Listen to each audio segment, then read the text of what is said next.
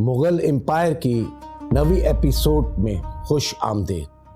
آج ہم بات کریں گے ایک ایسے مغل بادشاہ کی جس کی حکمرانی صرف 1 سال رہی، مگر اس 1 سال نے مغل سلطنت کی بنیادیں ہلا دی۔ یہ کہانی ہے جہاندار شاہ کی، ایک ایسا بادشاہ جو تخت پر تو بیٹھا مگر اصل طاقت کسی اور کے ہاتھ میں تھی، اور یہی کمزوری اس کی بربادی بن گئی۔ ہر سلطنت کی کہانی میں ایک راز چھپا ہوتا ہے، ایک سچ جو تاریخ کی کتابوں میں نہیں ملتا۔ میں ہوں ناصر اور میں وہ کہانیاں سناتا ہوں جو وقت نے دفن کر دی، اور آپ دیکھ رہے ہیں فٹ پرنٹس آف ٹائم، جہاں ہر کہانی کے پیچھے ایک چھپی ہوئی حقیقت ہے۔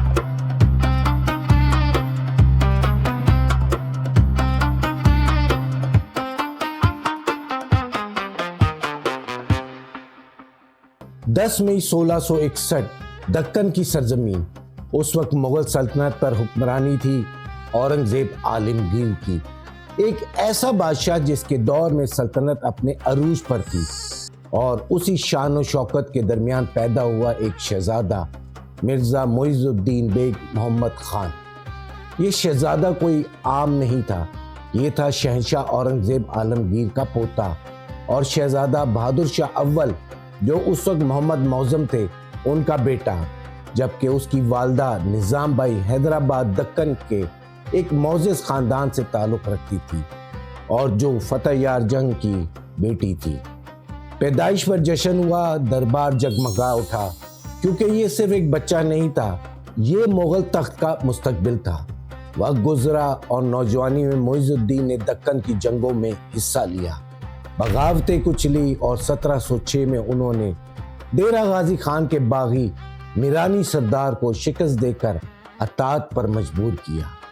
اپنی بہادری ثابت کی، مگر مغل دربار سے بہادری سے نہیں چلتا تھا، یہاں اصل کھیل سیاست کا تھا۔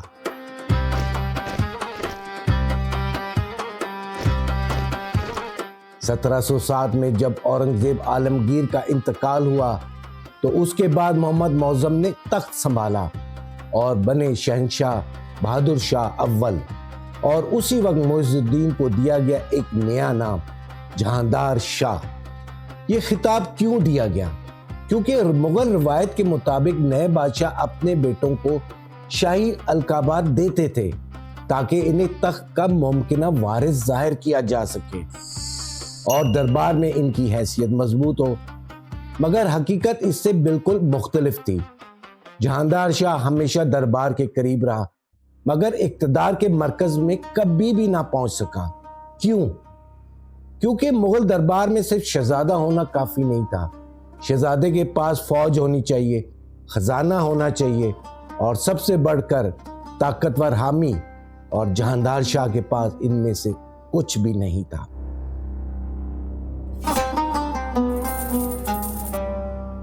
وہ دیکھتا رہا کہ کیسے دوسرے شہزادے طاقت جمع کر رہے ہیں، فوجیں بنا رہے ہیں، دربار میں اثر رسوخ بڑھا رہے ہیں، اور وہ ہمیشہ سایوں میں رہا، طاقت کے قریب، مگر کبھی اس کا مالک نہیں، کیونکہ اس کے پاس طاقت نہیں بلکہ صرف ایک نام تھا۔ اب یہاں ایک سوال پیدا ہوتا ہے کہ جہاندار شاہ ہمیشہ دربار کے قریب رہا مگر اقتدار کے مرکز میں کیوں کبھی نہ پہنچ سکا؟ کیا وجہ؟ مغل سلطنت میں شہزادہ ہونا صرف ایک آغاز تھا، اختتام نہیں۔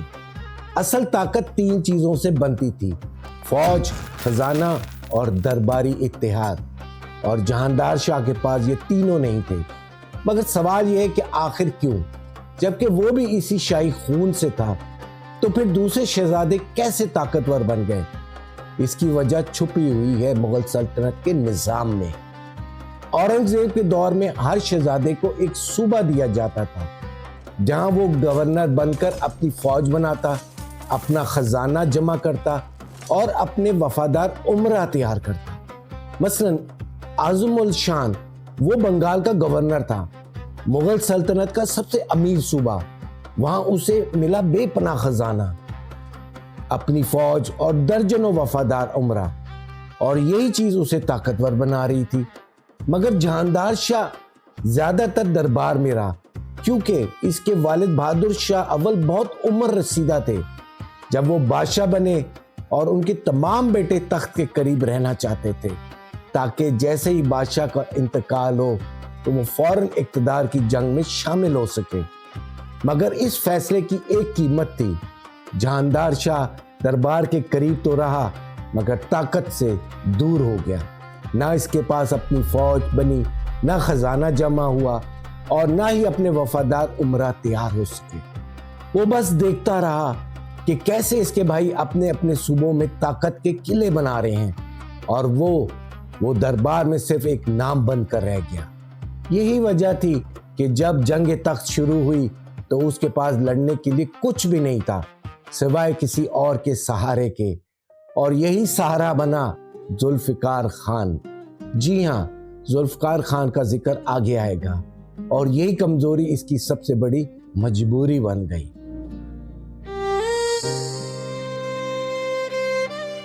1707 ایک عظیم دور کا اختتام۔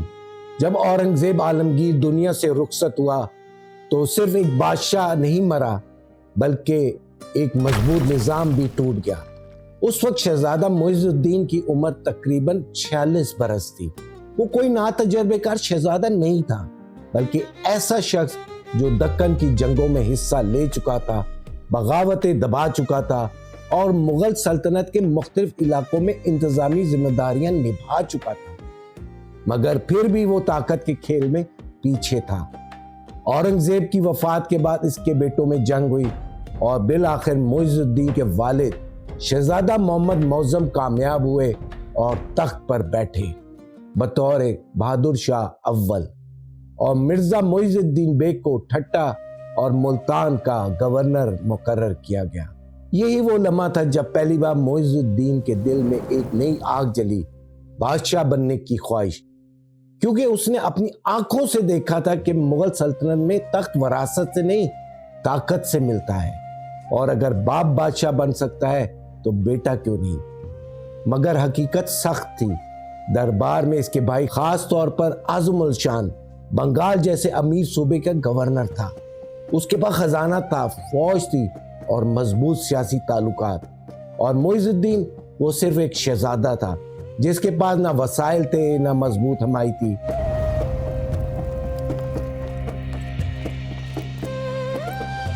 اور پھر اس کہانی میں داخل ہوتا ہے ایک ایسا کردار جس نے تاریخ کا رخ بدل دیا: ذوالفقار خان۔ وہ کون تھا؟ وہ مغل سلطنت کا میر بخش تھا، یعنی فوج اور تقرریوں کا سب سے طاقتور عہدیدار۔ ایک ایسا شخص جس کے ہاتھ میں فوج کی کمان اور دربار کی سیاست دونوں تھی۔ بہادر شاہ اول کی حکومت میں وہ صرف ایک وزیر نہیں تھا، بلکہ طاقت کا اصل مرکز تھا۔ وہ جان چکا تھا کہ مغل شہزادے کمزور ہو رہے ہیں اور دربار خود غرض امیروں کے ہاتھ میں جا رہا ہے، اور اسی وقت اس کے ذہن میں ایک خطرناک خیال پیدا ہوا کہ میں خود بادشاہ نہیں بنوں گا مگر بادشاہ بناؤں گا۔ یہ خیال کب پیدا ہوا؟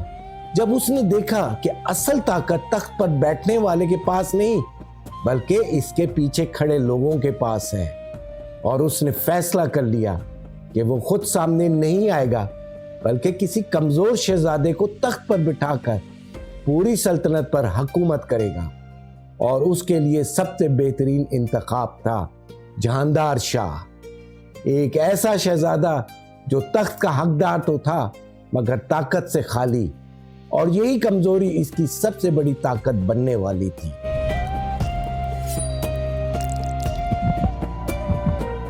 1712 میں مغل سلطنت کا تخت لرز رہا تھا۔ بادشاہ بہادر شاہ اول بستر مرگ پر تھا، اور اس وقت شہزادہ معز الدین یعنی جہاندار شاہ تقریباً 51 سال کا ہو چکا تھا۔ مگر عمر یہاں کوئی اہمیت نہیں رکھتی تھی، کیونکہ دربار میں خون کے رشتے نہیں بلکہ طاقت بولتی تھی۔ بہادر شاہ اول کے بیٹے جہاندار شاہ، اعظم الشان، رفیع الشان اور جہاں شاہ سب ایک دوسرے کے خلاف کھڑے تھے۔ سب کے دل میں ایک ہی آگ تھی، تخت۔ یہ کوئی عام جنگ نہیں تھی، یہ تھی بھائیوں کی جنگ، جہاں بھائی بھائی کا قاتل بننے والا تھا۔ اور یہی مغل تاریخ کی سب سے تلخ حقیقت تھی کہ تخت و تاج، اقتدار اور طاقت کبھی کسی خونی رشتے کو نہیں دیکھتے۔ یہ وہی روایت تھی جو اورنگزیب عالمگیر کے زمانے سے چلی آ رہی تھی، جہاں باپ بیٹے کے خلاف اور بھائی بھائی کے خلاف کھڑے ہو جاتے تھے، اور اب وہی کہانی دوبارہ دہرائی جا رہی تھی۔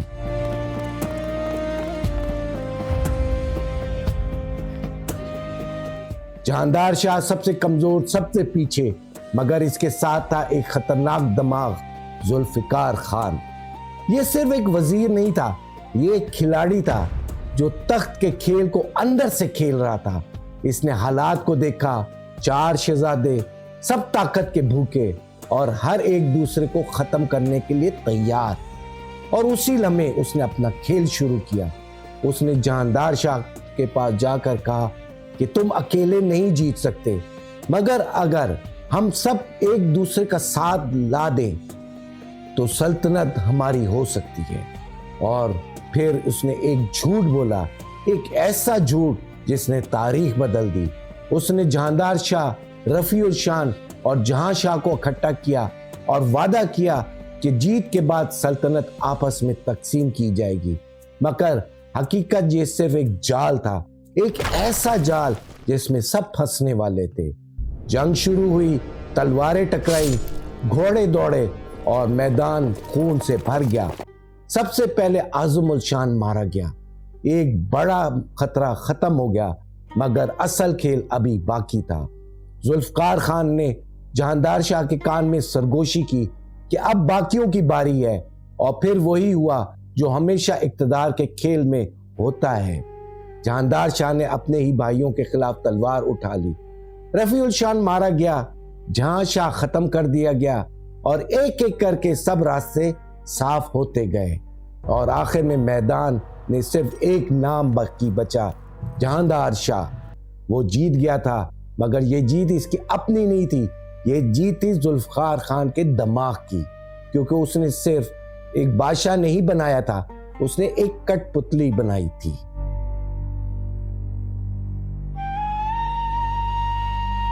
29 مارچ 1712 دہلی۔ جہاندار شاہ کو تاج پہنا دیا گیا۔ وہ اب مغل سلطنت کا بادشاہ تھا، تاہم اس کی تخت نشینی کو سلطنت میں بھرپور حمایت حاصل نہ ہو سکی، اور اسے ایک غیر جائز حکمران کے طور پر دیکھا جاتا تھا۔ اسی وجہ سے تاج پوشی کے فوراً بعد جہاندار شاہ نے اپنی طاقت کو مضبوط کرنے کے لیے اپنے حامیوں کو انعامات اور اعلیٰ عہدے دینے شروع کیے۔ اس نے مغل روایت سے ہٹ کر سخت اقدامات کیے اور ان امراء کو سخت سزائیں دیں جنہوں نے جانشینی کی جنگ میں اس کے بھائیوں کا ساتھ دیا تھا، جن میں سے کئیوں کو قتل بھی کر دیا گیا۔ مزید برآں اس نے شکست خوردہ شہزادوں کی لاشوں کو کئی دن تک کھلے میدان میں پڑا رہنے دیا، جو کہ سابقہ مغل بادشاہوں کے برعکس تھا، کیونکہ وہ ہمیشہ مناسب تدفین پر زور دیتے تھے۔ جہاندار شاہ کی تخت نشینے کے ساتھ ہی ذوالفقار خان نے وزیر اعظم کا عہدہ سنبھال لیا۔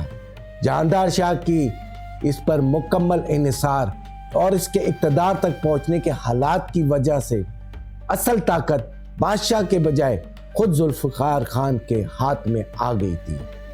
مغل تاریخ میں یہ پہلا موقع تھا کہ سلطنت کی مکمل باغ دوڑ کسی ایسے شخص کے ہاتھ میں تھی جو شاہی خاندان سے تعلق نہیں رکھتا تھا، مگر حقیقت میں وہ صرف نام کا بادشاہ تھا۔ اصل طاقت ذوالفقار خان کے ہاتھ میں تھی۔ فیصلے دربار میں نہیں پردے کے پیچھے ہو رہے تھے اور جہاندار شاہ بس ایک مہرہ بن چکا تھا۔ مگر اسی دوران اس کی زندگی میں ایک ایسی شخصیت داخل ہوئی جس نے نہ صرف اس کا دل بلکہ سلطنت کا رخ بھی بدل دیا۔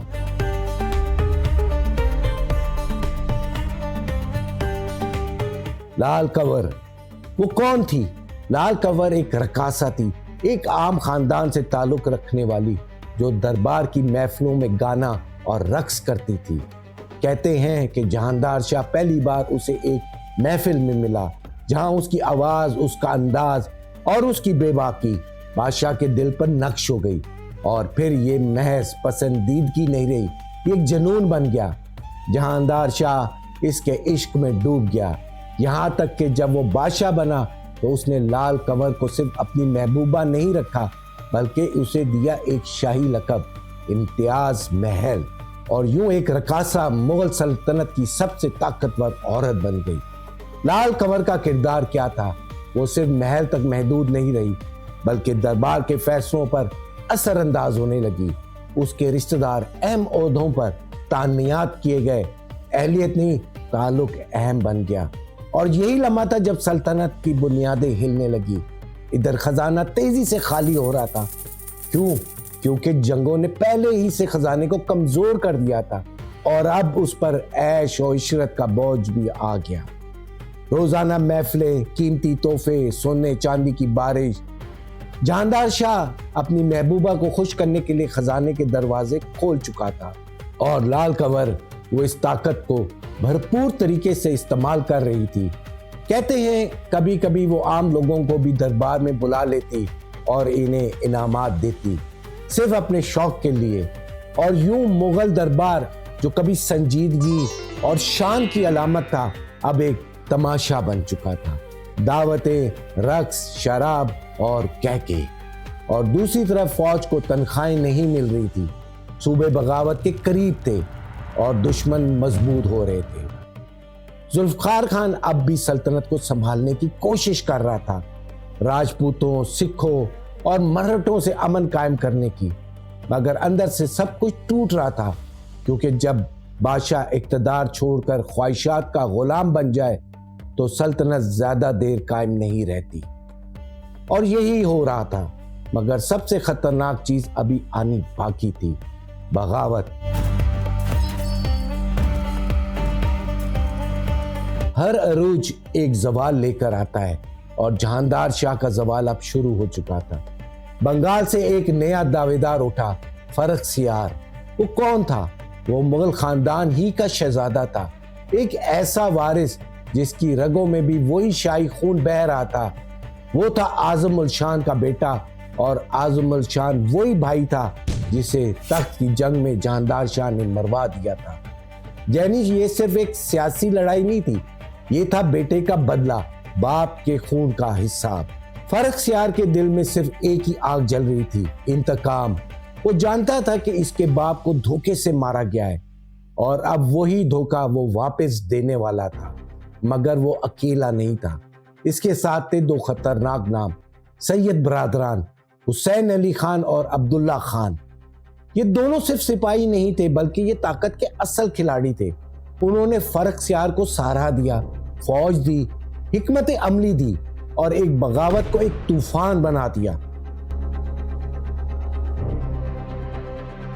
ادھر جہاندار شاہ کمزور، الجھا ہوا اور اندر سے ٹوٹ چکا تھا، خزانہ خالی، فوج بے وفا، اور دربار پہلے ہی تماشا بن چکا تھا۔ 1713 آگرہ کے قریب وہ جنگ ہوئی جس نے سب کچھ بدل دیا۔ توپیں گرجی، تلواریں چلی، مگر اس بار قسمت جہاندار شاہ کے ساتھ نہیں تھی۔ اس کی فوج ٹوٹ گئی، سپاہی بھاگ گئے، اور ایک بادشاہ تنہا رہ گیا۔ شکست کے بعد جہاندار شاہ دہلی کی طرف بھاگا اور ذوالفقار خان اور اس کے والد اسد خان کے گھر میں پناہ لی، تاہم دونوں نے اسے قید کر لیا اور فرخ-سیار کے حوالے کر دیا، اس امید پر کہ اس کی خوشنودی حاصل کر سکے۔ جہاندار شاہ کا انجام ایک بادشاہ کے شایع نشان نہیں تھا۔ فرخ-سیار نے جہاندار شاہ اور ذوالفقار خان दोनों को कत्ल करवा दिया। जहांदार शाह को 11 फरवरी 1713 को पहले मारा पीटा गया, फिर उसका सर कलम कर दिया गया। उसके बाद उसकी लाश को टुकड़ों की सूरत में दिल्ली में घुमाया गया और 2 हाथियों पर उल्टा लटका कर नुमाइश की गई। बाद अज़ां इसे मकबरा हुमायूं में दफन किया गया। ये एक मौत नहीं थी, ये एक इबरत थी। एक बादशाह जिसने तख्त हासिल किया मगर इज्जत खो दी, और लाल कमर वही लाल कंवर जो कभी सल्तनत की सबसे ताकतवर औरत थी, जिसके एक इशारे पर दरबार बदल जाता था। जब जहांदार शाह गिरा तो उसकी दुनिया भी बिखर गई, ना महल रहा, ना ताकत, ना शान। वो खामोशी से तारीख के अंधेरों में खो गई।